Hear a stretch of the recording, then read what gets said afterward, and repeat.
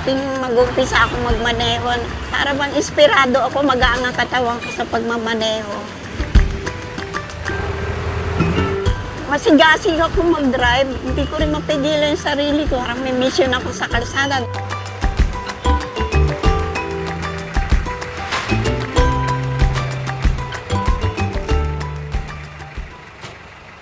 Ako si Normina Mimi Makatyag.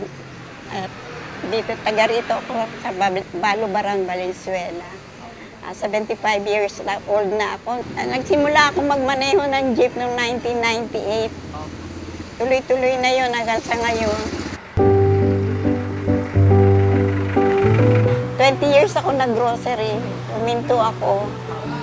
Tapos nung tinda ulit ako, kantin naman. Tapos sumunod, yung jeep. Tatay ko nagmimekanik, yun ang hanap buhay ng magulang ko. Noong una, mahirap talaga mag-drive. Umiinom pa ako ng energy drink para lang makaya ko.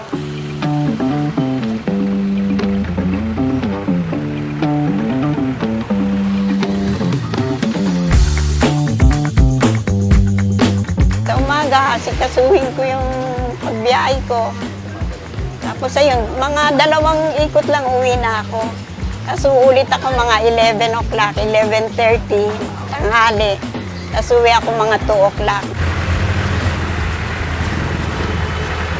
Nung maging jeepney driver ako, maraming parang kabado sila sa akin kasi babae ako na nagdadrive.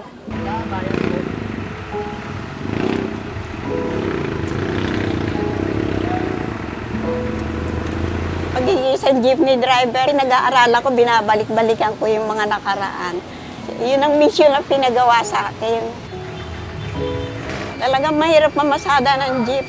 Lahat, pati yung pagbabayad nila, yung pagsusukli, mahirapan, nagdadrive ka, nagsusukli ka, gano'n. Saan ka? Ate, monumento na. Dito na lang. Minsan naka-encounter dyan yung mga pasahero na hindi nagbabayad. Kung minsan humingi pa ng sukli, wala na may binibigay. Kung ano man ang sitwasyon ng mga oras na yon, dasal lang. Kaya kung pagka wala akong pasahero, kumakanta ako ng kantang simbahan.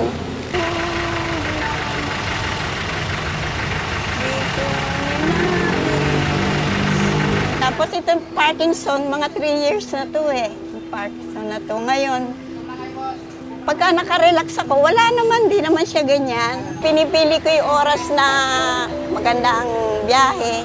Natutuwa naman ako at nasa kondisyon naman yung katawan ko. 2 anak ko babae. Tapos yung may alaga akong 2 apo sa pamangkin. Tapos, ngayon wala.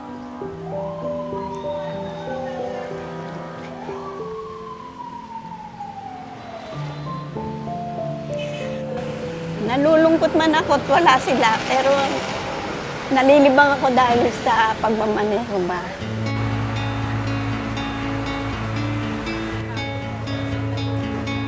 Pagiging isang jeepney driver, yun ang mission na pinagawa sa akin.